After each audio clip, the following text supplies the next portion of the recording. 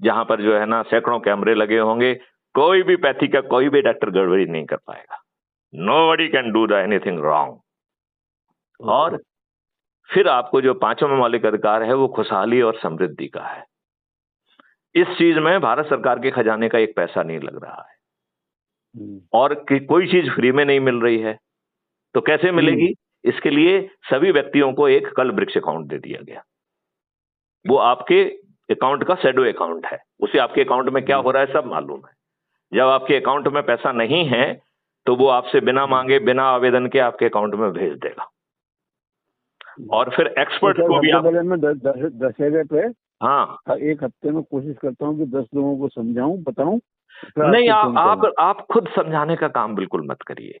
आप तो हमारे वीडियो को भेजिए और साथ में बैठ के सुनिए, क्योंकि आप उस भाषा में नहीं समझा पाएंगे ना, उसमें वो ऊर्जा नहीं दिखेगी, उसमें वो कमिटमेंट नहीं दिखेगी, उसकी आवाज में वो ऊर्जा नहीं होगी, वो आप नहीं कर पाएंगे।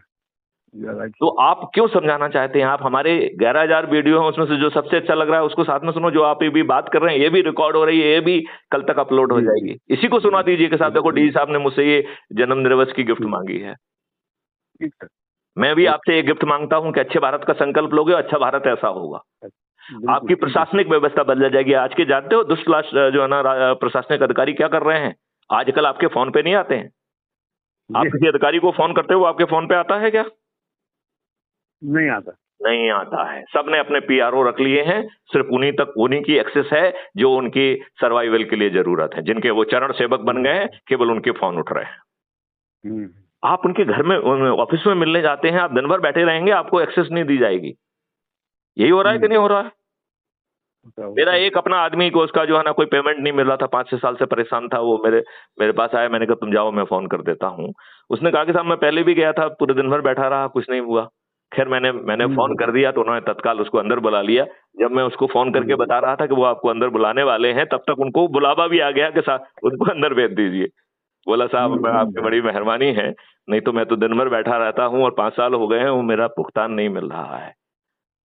मतलब आपको अपनी जायज व्यक्ति की लाभ नहीं मिल रहा है, दुष्टता हो रही है, चारों तरफ भ्रष्टाचार है, अंधकार है। ये सब प्रशासनिक व्यवस्था बदल जाएगी, ये गुलामों के कंडक्ट रूल बदल जाएंगे, शासकीय सेवकों की वेतन दुगनी कर दी जाएगी और उन्हें काम करने का वेतन मिलेगा, और जो वो काम करेंगे उसी समय उसका असेसमेंट हो जाएगा, वही उसका एसीआर होगा। भविष्य में कोई भी वरिष्ठ अधिकारी या राजनेता किसी की एसीआर नहीं लिखेगा। ऐसा अद्भुत भारत चाहिए, ऐसा अद्भुत पुलिस व्यवस्था चाहिए जिसमें पुलिस वाले आपके एफआईआर दर्ज करने नहीं आएंगे। एक ट्रेंड बहुत पोलाइट सा बोलने वाला व्यक्ति आपके